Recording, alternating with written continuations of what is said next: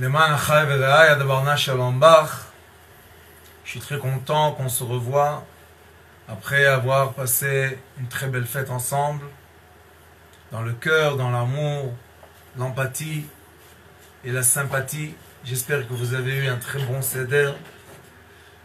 Et dans le Seder, vous avez bien compris le point zéro, le petit Yud, Allah et là, le petit Yud qui est entre les deux lettres, Lamedei, c'est le Yud, c'est le point autour, on doit tourner, c'est le point qui nous permet, cette nuit, qui nous a permis, la nuit de la Seder, de faire le changement.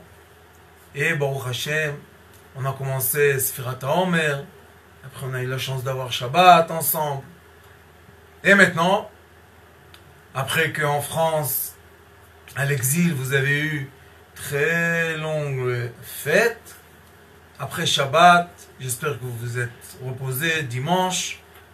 Et maintenant, on va re-rentrer dans cette étude qui s'appelle le point Nekuda, le point zéro, qui est une étude que beaucoup de vous m'avez envoyé des messages particuliers. Merci pour tout le monde et merci pour l'équipe Sitrei Chaim, que malgré le temps et l'espace dans lequel on est, continue à faire en sorte qu'on ait les informations qui passent de moi à travers le monde, vers le monde et du monde à travers la technologie vers moi. Je vous remercie de tout mon cœur. Famille Benguigui, famille Belaïch, Yael, famille Gez, tous ensemble, grands tzadikim, tous ceux qui envoient des beaux messages, tous mes élèves, tous mes enfants, je vous aime beaucoup. Dans le Sefer Yetzira, qui est le livre du premier homme, le livre après qui a été transmis par Shem Ve'ever à Avraham Avinu, Avram, et après tout doucement, qui a été transmis de génération en génération, nous avons Mishnah Perek Aleph, le premier chapitre, Mishnah Yud Gimel, la 13e Mishnah, et 13, comme vous savez, c'est Amour, et 13, c'est aussi Echad. Et c'est pas pour rien que les Mishnayot sont divisées comme elles sont divisées. Dans le livre de Sefer Yetzira, chaque paragraphe a son sujet, a son expliquement. Et il est écrit ici comme ça. Achar shizkir arba'a omakim. Après que Sefer Yetzira a expliqué dans la Mishnah Yud Aleph qu'il y a 4 forces qui sont le feu, l'eau, l'air et la terre, ou bien le feu, l'air, l'eau et la terre, et on a le sud, le nord, l'ouest et l'est, et beaucoup de choses se divisent par 4, et il continue ici, il dit, et il y a 4 profondeurs, Arba Omakim, Shel, Reshit. Chaque début, pour débuter quelque chose, pour commencer quelque chose, nous avons 4 forces. Quelles sont les forces? Reshit, le début, Ve'achit, la fin, Tov, le bien, Vera, le mal. Nous avons 4 forces. Pourquoi le début et la fin représentent en parallèle le bien et le mal?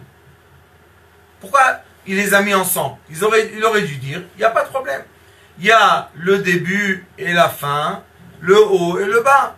Le début et la fin, à droite, à gauche. Le début et la fin, l'avant, l'arrière.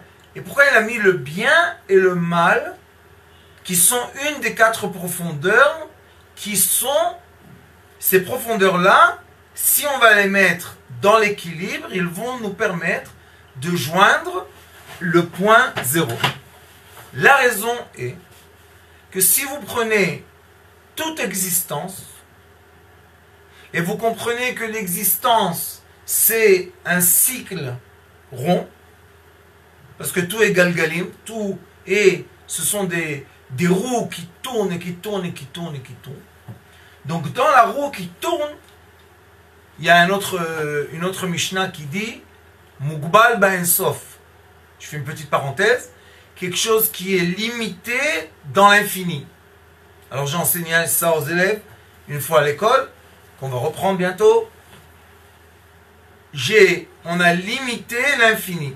Qu'est-ce que ça veut dire? Voilà, quelque chose de limité, 8 cm, infini dans le rond.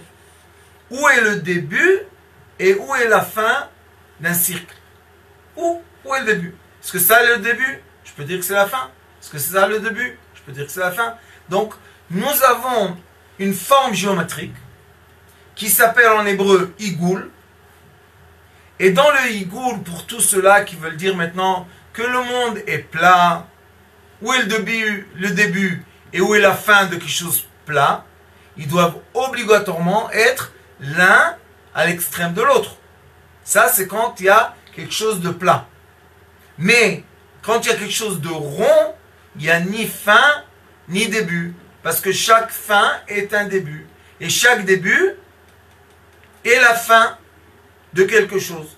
Donc nous avons dans les 4 profondeurs, pour pouvoir plonger dans le point imaginaire du milieu, je suis obligé de prendre le début, mettre en extrémité la fin, c'est-à-dire mettre en extrémité la fin, et voilà, j'ai maintenant 2 polarités. Le début et la fin. J'ai en polarité aussi le bien et le mal. Et vous voyez que si je les mets comme ça en 4, maintenant j'ai le début, la fin, le bien, le mal, et je veux atteindre quelque chose. Qu'est-ce que je veux? Je veux atteindre un point de milieu. Pourquoi je dis que je veux atteindre un point du milieu?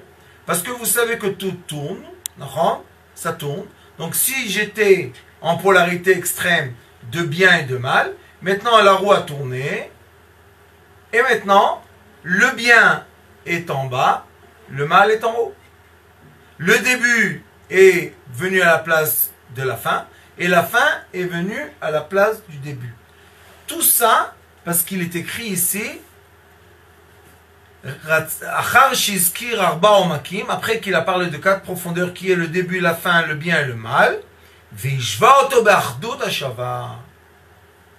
et il a tout mis, le Créateur, bien sûr, il a tout mis en équilibre. Quelle est la forme, la seule forme que tous les rayons sont en équilibre, ça veut dire qu'ils sont en égalité, c'est seulement le rond, igoul. Et l'équilibre de chaque igoul, de chaque rond, est quoi? Est le point 0. C'est quoi le point 0? C'est le point dans lequel les 2 axes, les 3 axes, du haut, du bas, à droite, à gauche, et en avant et en arrière, on a un point d'équilibre qui est exactement dans le milieu. Ça veut dire que j'ai le point du milieu. Et le but de la vie, chacun de nous, ceux qui ont eu une petite expérience dans leur vie, et je suis sûr que chacun de vous a déjà expérimenté un peu ce monde-là, Baruch Hashem, on a déjà tous connu, on a déjà tous eu le vécu de quoi? D'un début, et on s'est dit, dès que je ferai mon alia, ça sera un nouveau début, je changerai mon mode de vie. Est-ce qu'on a changé le mode de vie? La plupart de nous, non. Pourquoi? Un nouveau début. Il y en a qui disent, non, non, non, dès que je vais quitter la France, vous verrez, ça sera la fin. Je débuterai au Canada. Quelque chose a changé? Après quelques temps, tout redevient la même chose. Il y en a qui disent, tu verras, quand je serai dans le bien, je changerai. On emmène la personne dans le bien, elle a changé? Non. Il y en a un autre qui dit, dans la souffrance, il y en a qui disent, et dans la maladie, je changerai. Est-ce qu'ils ont changé? Non. Pourquoi on ne change pas? Qu'est-ce qu'il y a? Parce que là, dans ce texte est englobé un grand, grand secret que le Ari Akadosh nous a dit qu'il y a de certains secrets qui sont écrits seulement dans l'étude kabbalistique, qu'on est obligé d'enseigner à des enfants et à des femmes et à des hommes. Pourquoi? Parce que ce ne sont pas des secrets qu'on va dire qui sont interdits d'être enseignés, mais ce sont des choses profondes de la vie du quotidien d'un être humain. Et une des informations profondes de la vie et du quotidien de l'être humain, c'est ce fameux point zéro. C'est un point qui est et dans l'imaginaire et dans le réel. Qui est le début et qui est la fin. Qui est le Ani, je suis présent, et le Ain, rien du tout. C'est quelque chose qui nous permet de vraiment faire la transformation, nous transférer d'une dimension à l'autre. Et c'est pas imaginaire, c'est quelque chose que si on l'étudie comme il faut, on peut avoir le siège. C'est quoi ce siège? Je peux m'asseoir, Yishuv Hadat, je peux mettre ma conscience dans un tel équilibre que maintenant je suis dans le début et de la fin de tout. Je suis dans l'existence, dans l'apparence et dans tout ce qui disparaît à chaque instant, à chaque moment. Ça, c'est une étude importante, essentielle, obligatoire à chacun de nous. Pourquoi? Parce que la guerre qu'il y a entre les forces qu'on appelle les forces négatives et les forces qu'on appelle les forces positives, c'est la guerre entre être dans Shabbat qui est le 7e, c'est pas le 7e jour, c'est le jour 7, c'est pas 7e, 1, 2, 3, 4, 5, 6, 7, 1, 2, 3, 4, 5, 6, 7, non. C'est comme la menorah au Beth Amikdash, il y avait 7 bougies. 3 à droite, 3 à gauche et la bougie du milieu. Et toutes les bougies s'inclinaient vers la bougie du milieu. Il n'y avait pas de vent qui inclinait les flammes, mais les flammes s'inclinaient vers le juste milieu. Ça veut dire que quand je rentre dans la profondeur du début et la profondeur de la fin, je creuse, je me rencontre dans le début, ça s'appelle l'origine des axes. Et dans cette origine-là, comme j'ai expliqué beaucoup de fois, mais vous voyez que c'est écrit mot à mot, dans l'origine des axes, tout existe et rien n'existe. Ça veut dire que j'ai la force de vivre, d'exister sans exister. J'ai la force d'apparaître sans être vraiment. Comment c'est possible? De donner un discours, d'apparaître dans le discours et disparaître du discours. Et comment c'est possible? Qu'est-ce que tu as dit? La question est comme ça. Si le discours m'a poussé à pousser ceux qui entendent à une extrémité de joie, de bonheur, de mélancolique, de tristesse, de maladie, tout ce que vous voulez, dans les extrémités, maintenant je resterai dans la conscience de cet être humain. Si mon discours vous emmène à vous, à chercher votre profondeur, votre propre profondeur, si ça vous emmène à déclencher en vous votre existence, donc quand le discours finira, la sagesse va continuer à travailler dans votre conscience sans l'existence d'un orateur. Ça, c'est ce qu'on veut dans la vie. On veut déclencher chez notre prochain, comme on fait dans la thérapie lumière, l'auto-guérison. On veut toucher le point, le magique point, qui va déclencher chez toi le travail de toi-même qui s'appelle l'auto-guérison.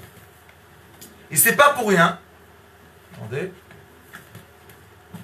qu'on étudie Baruch Hashem le Pardes, qui est le chant de la Torah. Et dans le chant de la Torah, nous avons beaucoup d'enseignements, Toda Rabba.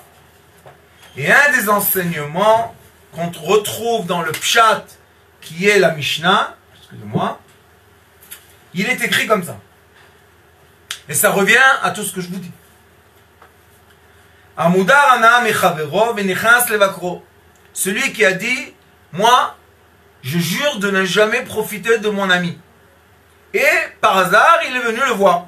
Après quelques années, il y avait une fête dans la ville, et il a oublié qu'il a dit qu'il jamais il profitera de lui. Il est venu le prendre à la gare, il est venu chez lui.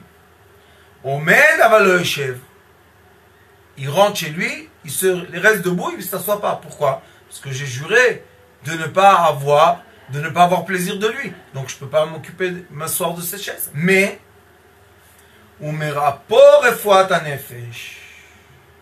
mais j'ai le droit de venir recevoir une guérison de lui. Qu'est-ce qu'il dit Barthénoura? Il dit comme ça. Je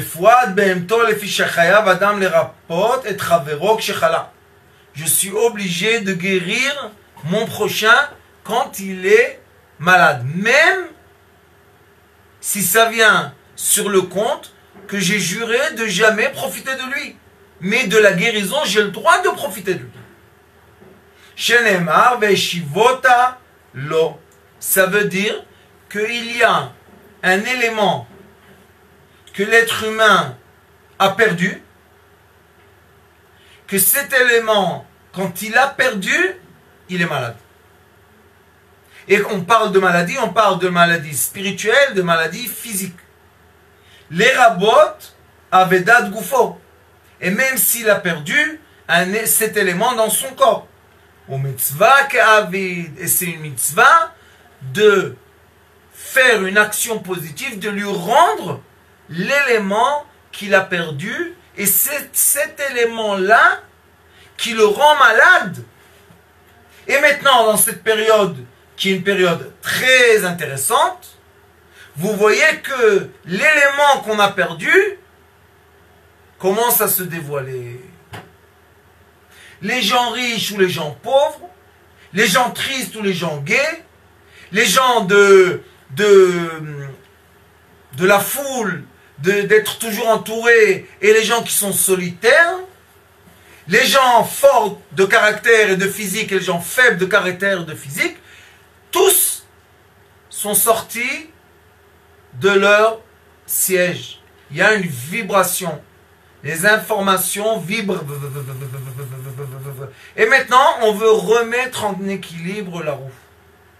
Et vous savez que quand on roule dans la voiture et on sent des fois dans le volant qui bouge comme ça, on va chez la personne qui répare les pneus et il met un petit poids, un petit youd sur le cercle de la roue et la roue se met en équilibre. Qu'est-ce qui s'est passé? La roue est sortie de l'équilibre. Maintenant, comme elle est sortie de l'équilibre, elle fait vibrer l'axe central. Et quand elle fait vibrer l'axe central sur laquelle on a les deux roues, maintenant le volant commence à bouger, trembler. Et quand est-ce qu'on ressent ça? Normalement dans les vitesses hautes. On roule à 100 à l'heure et le volant roule et vibre. Ça veut dire qu'on doit maintenant remettre en équilibre notre roue. Exactement l'être humain, comme il est écrit ici que tout bexodaïgoul, c'est dans le rond de notre vie. Pourquoi ça vibre? Parce qu'il me manque un élément d'équilibre. Qu'est-ce qui vibre? L'axe central, qui est la lumière qui passe de la fontanelle à la glande hypophyse, à la colonne vertébrale, qui rentre au milieu de notre corps, et c'est l'axe principal de la tête et du membre essentiel, et tout l'être humain est en équilibre sur ce membre, et c'est ce que je vous avais dit il y a quelques cours, que si on veut faire un vrai tikkun, pour vraiment débloquer la situation, on doit tous se reprendre en main et se réserver de faire des mauvaises actions interdites dans l'axe central de l'être humain qui est le membre essentiel. Et vous voyez que la raison pour laquelle le membre essentiel vibre, et quand il vibre comme ça veut dire que la roue n'est pas en équilibre, ça veut dire que je ne suis pas en équilibre. Dans quoi? Dans le début et dans la fin, dans le bien et dans le mal. Je veux tout le temps le bien, je me sauve du mal. Ça veut dire que maintenant, au lieu d'avoir une roue ronde, qu'est-ce que je fais? J'aplatis la roue. Pourquoi? Parce que je veux plus de bien et moins de mal. Donc l'axe central bouge. Et comme il bouge, la roue bouge comme ça, et lui il bouge en parallèle, et maintenant l'équilibre de la vie vibre.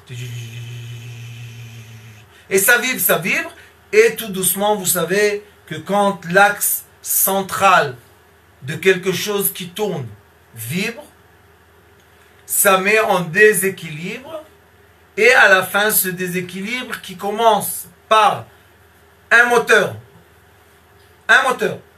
dans une usine peut détruire le parterre ou le toit de l'usine.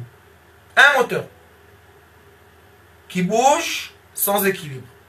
Et c'est pour ça que tous les ans, on remet en équilibre tous les rotors, ça s'appelle rotor, tout ce qui est l'axe central des moteurs, pour que la vibration déséquilibrée ne détruit pas l'ensemble. Et comme l'être humain est un ensemble de membres que tous vivent en harmonie, cette harmonie est obligée d'être en équilibre. Si le point d'équilibre central est déséquilibré, l'harmonie va se défaire et va se détruire. Donc, toute information qu'on va donner à notre prochain qui le fait sortir de cet équilibre est une information qui déséquilibre notre prochain, donc on est en train de le détruire. Et même si on dit j'ai rien dit, pour toi tu n'as rien dit, pour lui tu l'as sorti de l'équilibre, c'est fini, tu as commencé un processus destructif de ton prochain. Ce ne sont pas des mots, ce sont des vérités ce que je vous dis. Et malheureusement, je ne veux pas rentrer dans ça, mais quand même, la situation nous oblige d'en parler, et aussi pour les générations futures.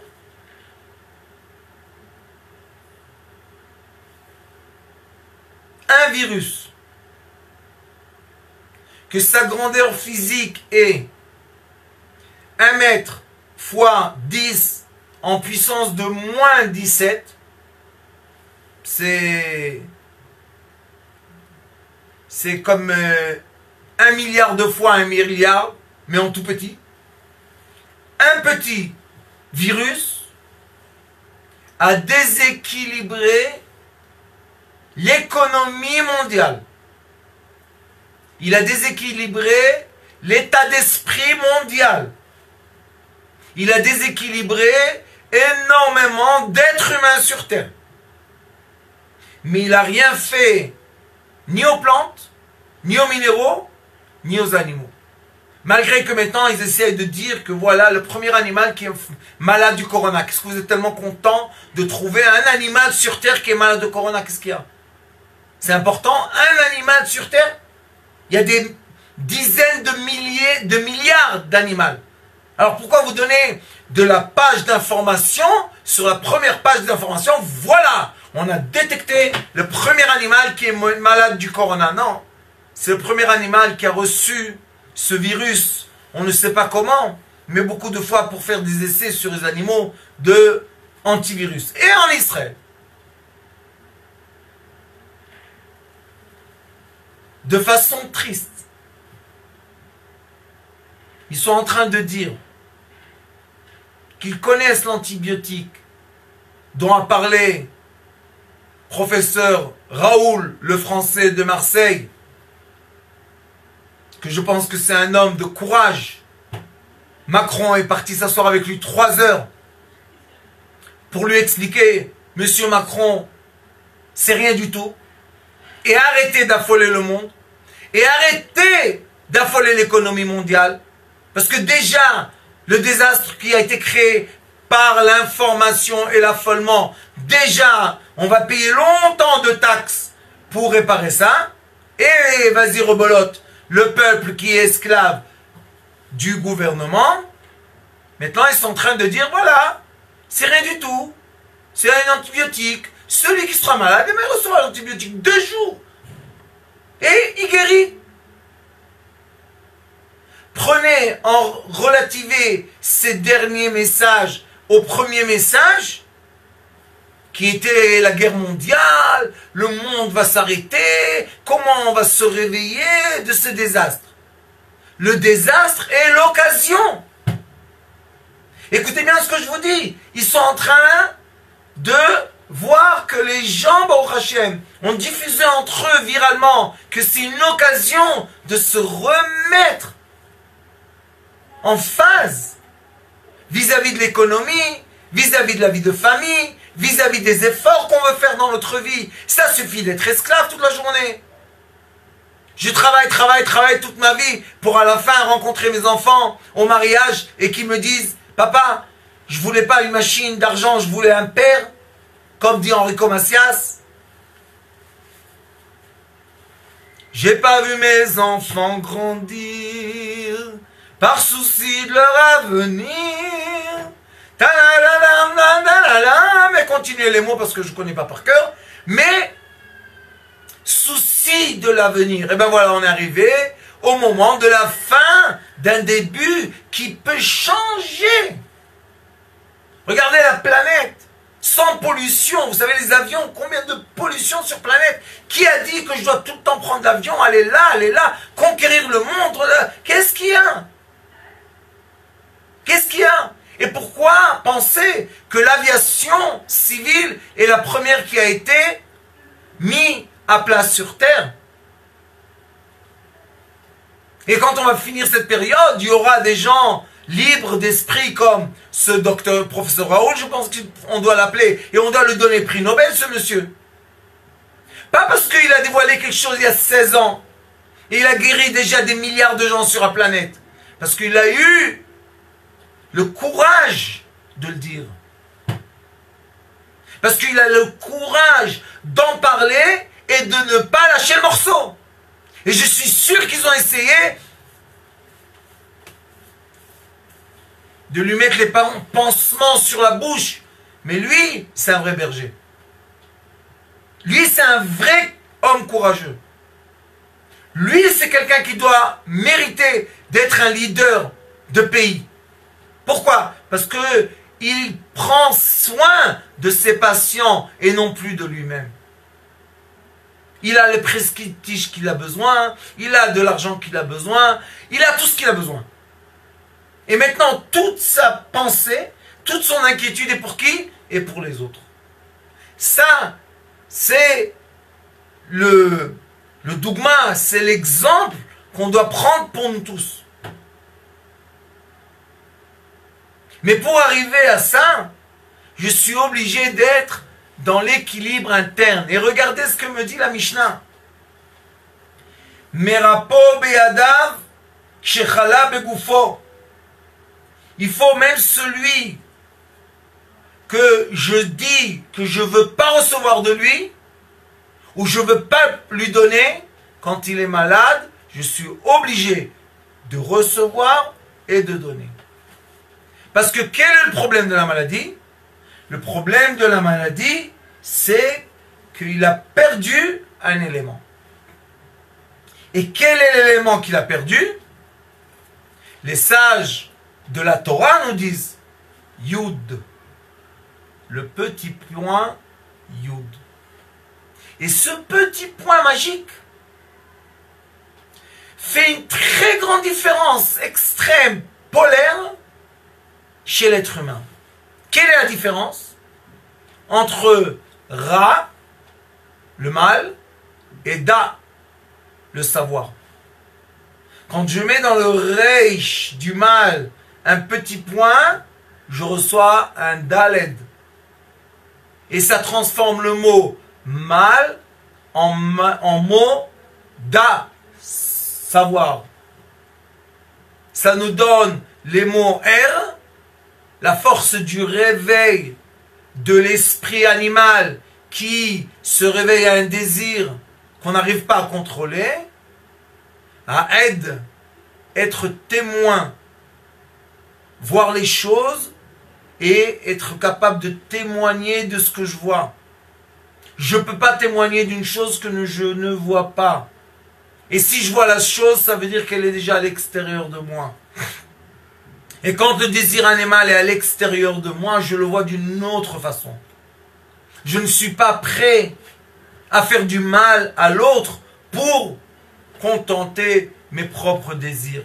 Mais quand j'ai pas le Yud, je ne suis pas témoin, je peux faire mal aux gens les plus proches de moi. Et normalement, quand vous allez dans un tribunal, la plupart des accusations, ce sont des choses qui se passent entre des proches, dans la famille, entre des associés, entre les familles d'associés. C'est très rare de trouver des choses qui se passent entre des étrangers complètement inconnus. Parce que s'ils sont incognitaires, comment ils se plaignent les uns des autres?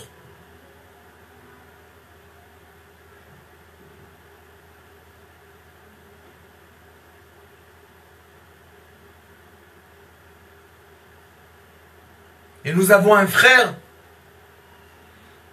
un jeune petit guerrier, qui s'appelle Eitan Ben Moshe,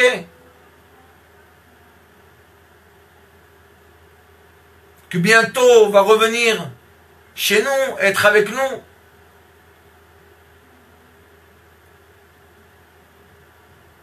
Et lui aussi se bat pour l'équilibre.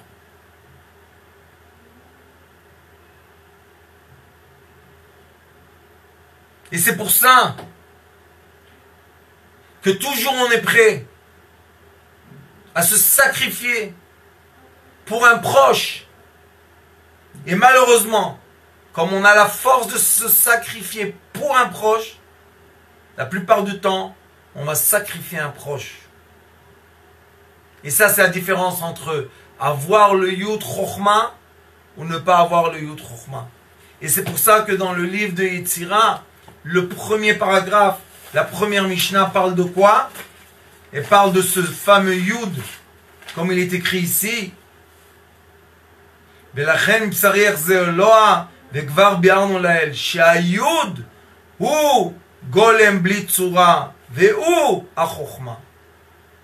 היוד, c'est la sagesse, c'est le golem, c'est le début, c'est la première matière. Et qui, cette matière, nous manque pour trouver notre équilibre. Et cet équilibre-là, un jour ou un autre, on ressent qu'on en a besoin. Vous savez, comme je suis content, je vous remercie de tout mon cœur. Des messages qu'on a reçus, Bémet, en privé et sur le web, de dire, Rav, continue cet enseignement pour nous donner l'équilibre magnifique avec lequel on est en train de passer ces jours-là, sans se démolir, sans se détruire, sans se faire du mal les uns aux autres, sans se faire du mal nous-mêmes à nous-mêmes. Et vous avez entièrement raison. Et regardez comment Dieu a fait que le globe, ce globe-là qui s'appelle Terre, est en demande et en soif de quoi? Les êtres humains, remettez-vous en équilibre, sinon un tout petit microbe va vous mettre tous dans l'équilibre, si vous voulez et si vous ne voulez pas. Et les gens qui vont surmonter cette période, qui vont dépasser la période, qui vont dépasser ce moment, ce seront les gens sages qui vont comprendre qu'est-ce que Dieu demande de nous dans cette période. Et ce petit point qui s'appelle Chokhmah, c'est le shalom, c'est la paix. Je ne peux pas avoir la paix interne sans avoir le point d'équilibre, parce que la paix veut dire en hébreu Shalem. J'ai mis en entier le cycle, le higoul dans lequel je vis. Et c'est pour ça que les incarnations en hébreu s'appellent Gil Goulim. On n'arrête pas de tourner sur un axe, sur un centre, sur un point de centre. Mais comme malheureusement, après la Deuxième Guerre mondiale, on est en train de vivre 70 ans, plus que 70 ans, 75 ans de vie qui n'arrête pas de nous donner tout ce qu'on veut. Pas tout ce qu'on veut. Et en train de nous vendre plein de désirs et de plaisirs et de bêtises qui ont déséquilibré l'être humain, et l'être humain a perdu sa propre nature. Et maintenant, tout s'est arrêté. Tous les magasins fermés, tous les désirs fermés, tout est fermé, fermé, fermé. Et le pire de tout, c'est quoi? Qu'ils ont semé chez l'être humain une peur tellement forte de son prochain que les gens doutent de tout le monde. C'est ça le problème. Et maintenant, quand on va sortir, ils vont nous dire, allez, c'est fini, vous pouvez sortir, circuler, prendre le bus, le métro, le train. Est-ce que les gens vont le faire? La plupart des gens vont s'enfermer et vont plus croire à l'information qu'on leur donne. Vous imaginez un peu? Ils se sont enfermés à cause de l'information, et la nouvelle information qu'on peut sortir va les enfermer en plus. Parce qu'ils n'ont pas de point d'équilibre. Il faut savoir, si je suis dans l'équilibre, je suis, et je parle maintenant de façon biochimique, je suis aussi dans l'équilibre entre les cellules, on va dire, mauvaises que j'ai dans mon corps, et les cellules bonnes que j'ai dans mon corps, ce sont des microbes, et ils n'arrêtent pas de se battre entre eux. La digestion, ce sont des microbes. Notre corps réagit à des problèmes, c'est grâce à des antimicrobes. Des globules blanches détruisent les microbes. Et après, les microbes deviennent plus intelligents. Et les globules blanches, et ça n'arrête pas. Et ce débat qui n'arrête jamais entre les tout petites cellules dans notre corps, c'est eux qui nous font vivre. Parce que dès que le corps est stérile complètement, il n'y a plus de débat, le corps meurt. Ou bien, quand les cellules malheureusement mauvaises prennent le dessus des cellules bonnes, aussi le corps meurt. Donc c'est quoi vivre? C'est être dans l'équilibre. Est-ce que nous avons tous l'antivirus de ce virus? Oui. Et même si on ne l'a pas, bienvenue à l'antibiotique. Ils disent en Israël que vous allez prendre 2 jours d'antibiotique et c'est fini. Moi, je ne sais pas. Je n'ai pas assez d'informations. Mais je pense que les gens comme professeur Raoul, ce ne sont pas des gens qui veulent vendre des mensonges au monde. Ce sont des gens qui ont une estime d'eux-mêmes et ils sont classifiés premiers au monde. Et ça fait déjà des semaines qu'il dit la même chose. Pourquoi encore le monde attend? Pourquoi il n'y a pas la déclaration de tous les pays du monde? Voilà, nous avons l'antivirus et voilà la remède et allez, reprenez le rythme de la vie. Il y a quelque chose de plus fort que ça. Et ça, c'est la force de la vision biblique, la vision de la Torah.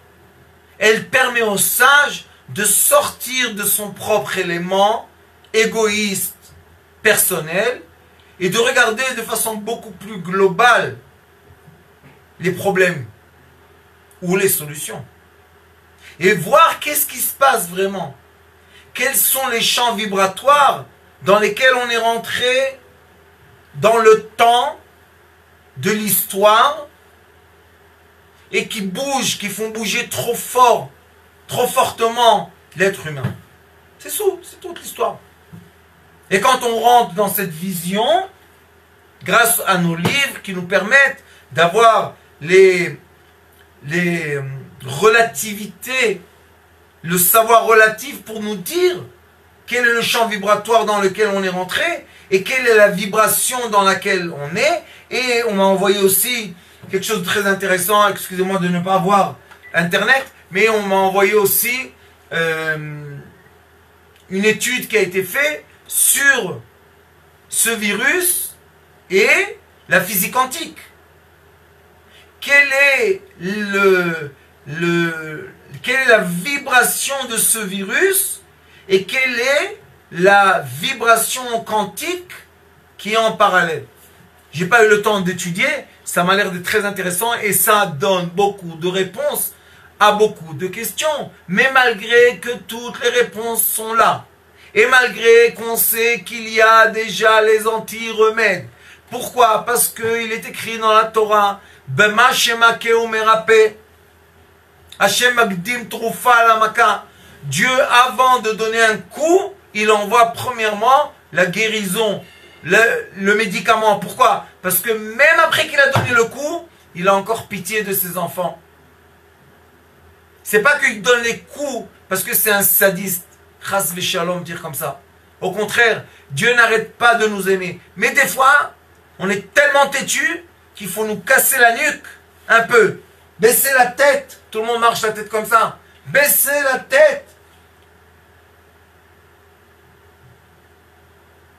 Et il y a un an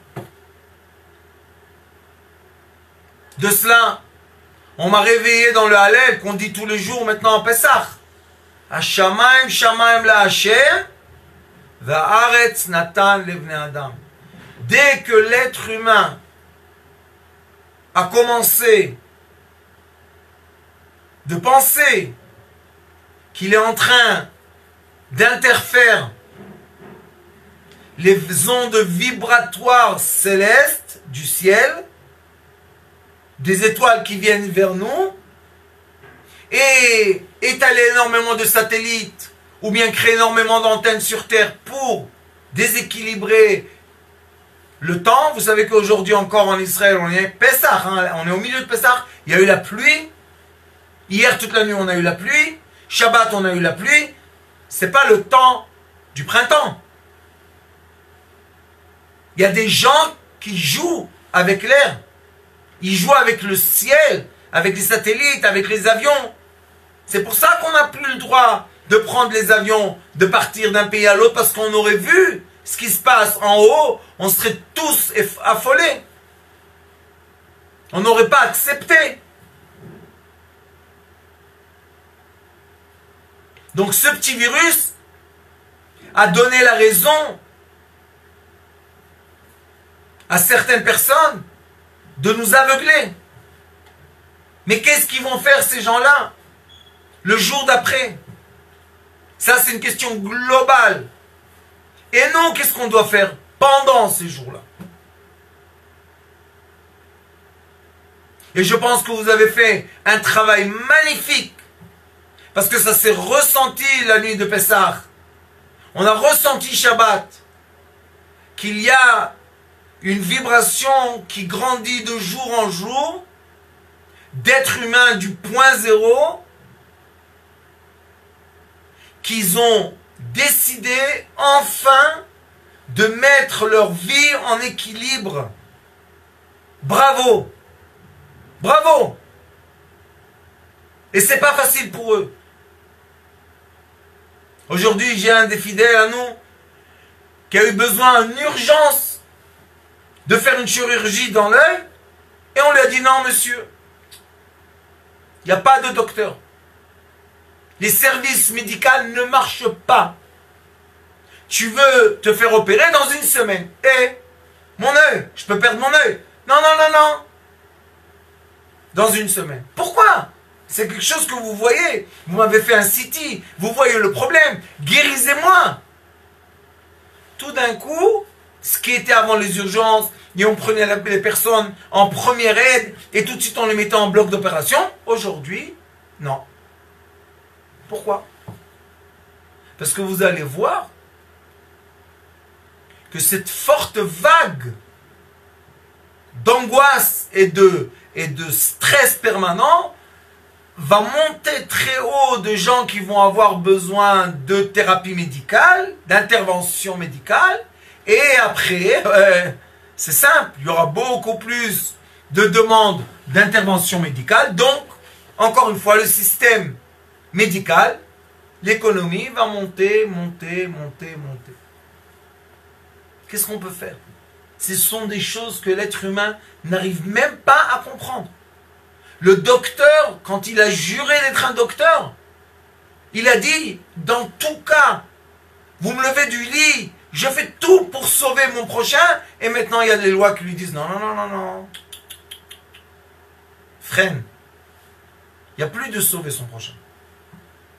Tu deviens le docteur que nous on va te dire quoi est-ce que tu dois faire. Et je pense qu'aussi le docteur, les vrais, se révoltent en eux.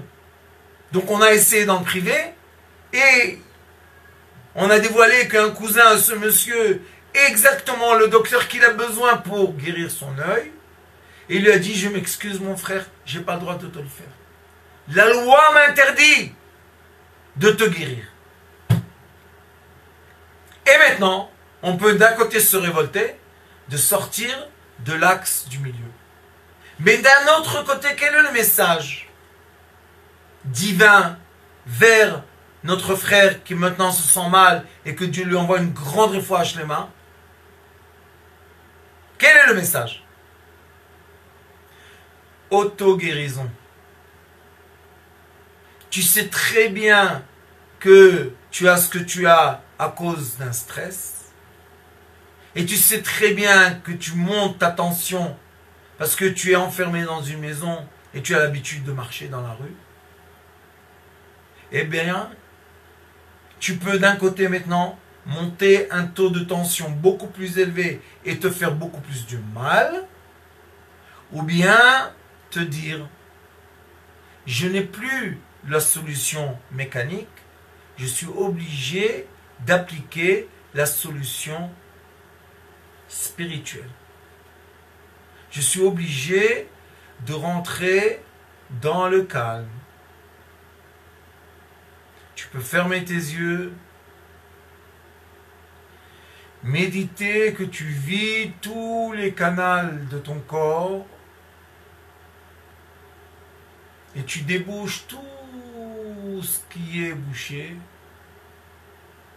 et tu souris un grand sourire qui déclenche l'endorphine et dopamine qui sont les hormones de guérison les plus élevées que l'être humain a dans son corps, qui sont capables de guérir toutes les maladies qu'on a et te prendre en main. Et là, tu passeras d'une dimension à l'autre dans ta vie. Et c'est pas seulement lui, mais c'est nous tous. On a tous une petite maladie maintenant, dans notre corps, qui demande une chose. Réveillez-vous pour me guérir. Une façon de se guérir dans ces jours-là, plantez vous-même la menthe, nana, et boire des tisanes de plantes de votre jardin, ou de votre fenêtre, ou de votre balcon.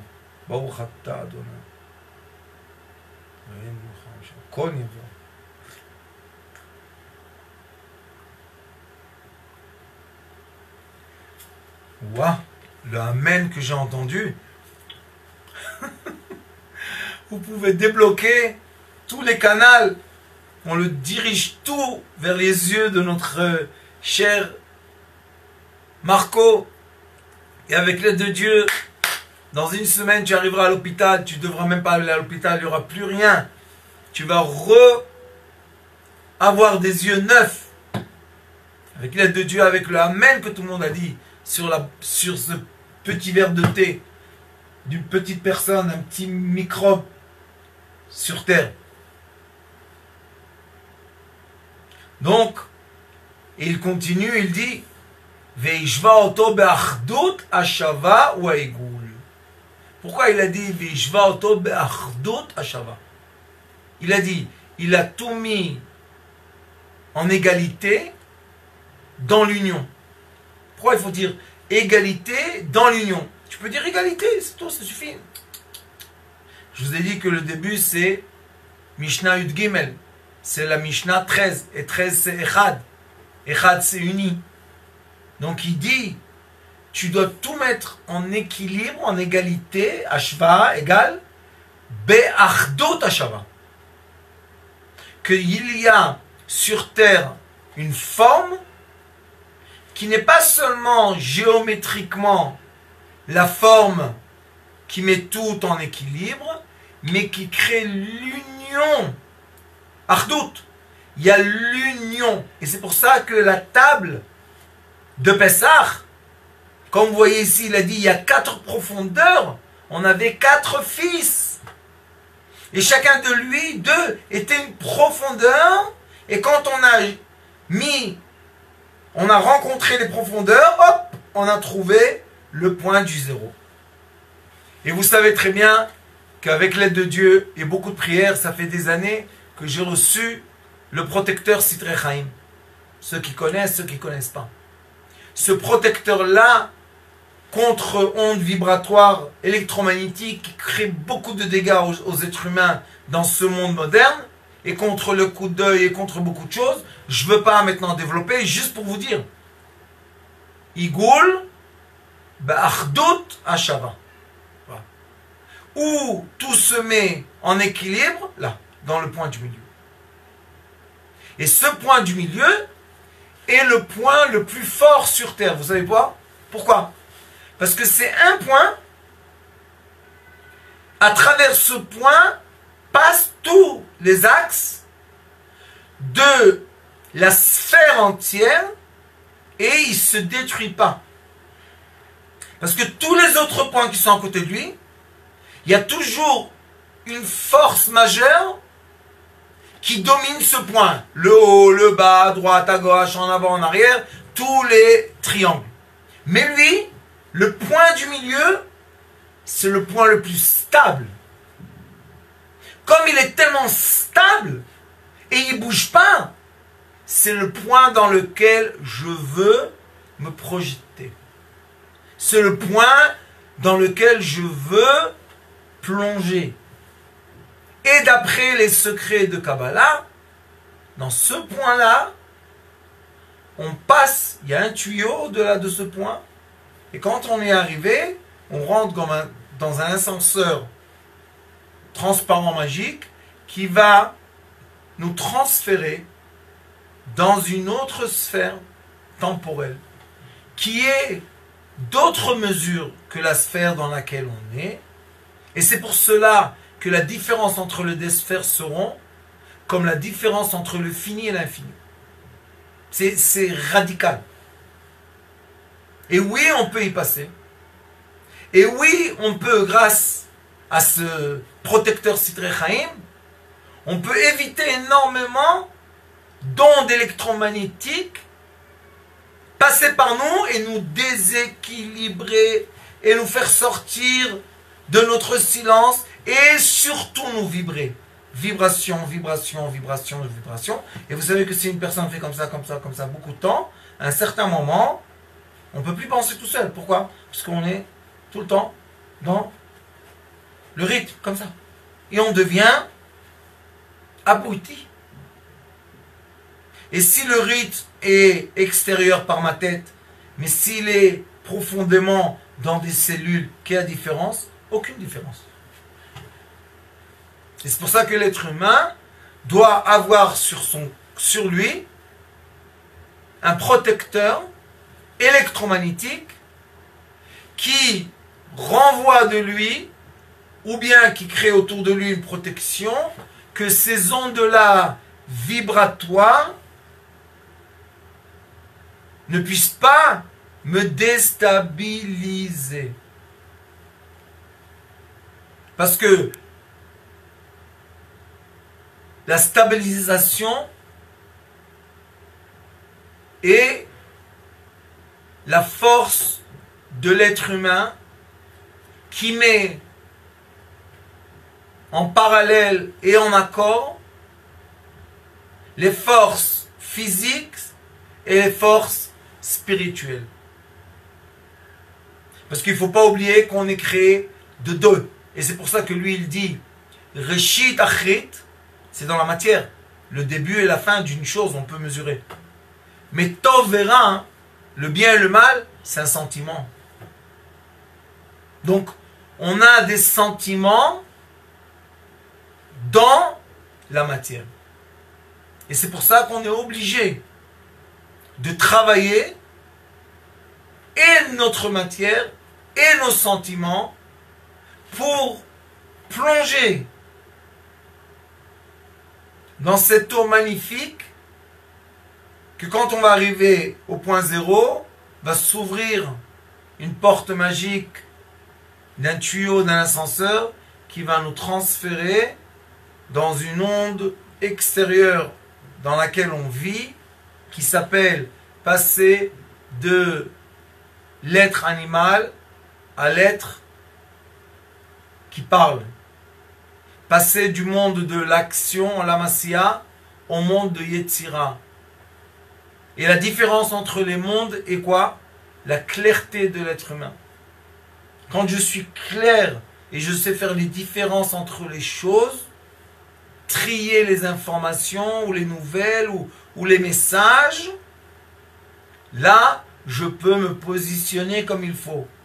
Mais tant que j'arrive pas à faire le tri des choses dans ma vie, je suis tout le temps en train de me déstabiliser du bien ou du mal, de la fin ou du début, de tout.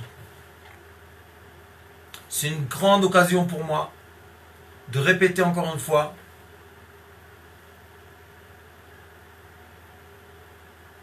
l'importance de l'existence de l'école Sitrei Chaim. Dans cette école-là, ça fait des années que j'enseigne des outils physiques, spirituels, de guérison. Je sais que beaucoup d'élèves à moi sont en train de guérir, ont guéri et vont guérir beaucoup de gens dans cette période. Et je sais qu'il y a des élèves en cours. Et Dieu merci qu'il y a de la technologie qu'on peut utiliser pour le bien et la stabilité du point zéro. Et on va continuer les cours après la fête, après les vacances. Et rien va changer. Et rien ne peut arrêter. Cette vague d'informations qu'avec la grâce de Dieu, déjà arrive dans beaucoup de maisons, dans beaucoup de foyers, dans beaucoup de personnes qui sont en train de dévoiler une nouvelle qualité de vie qui leur est transmise par des professionnels qui étudient avec nous, certains 2 ans, 4 ans et bientôt 6 ans. C'est pas très peu d'informations, c'est beaucoup d'informations. On a fait des petits modules, de grands modules. Chacun peut avoir l'accès à ça. Et si vous allez sur le site Rechaim, CTA, vous pouvez trouver des informations, parler avec Yael, parler avec Gila. Et je suis sûr que cette période est une fenêtre d'occasion de rentrer dans cet enseignement qui est majeur, qui est sauveteur, qui est d'amour propre de son prochain.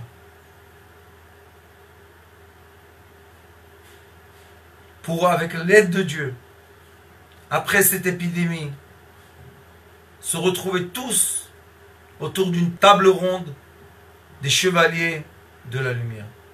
Baruch Adonai, Leolam, Amen. Notre rôle maintenant, c'est détecter notre lumière et en profiter au maximum. Et quand on a un plaisir ou un désir, la porte s'ouvre encore plus grande. Vous comprenez, c'est quoi la lumière? Lumière, amour. C'est pas important qui tu es, où tu es, comment tu es. Dieu t'aime.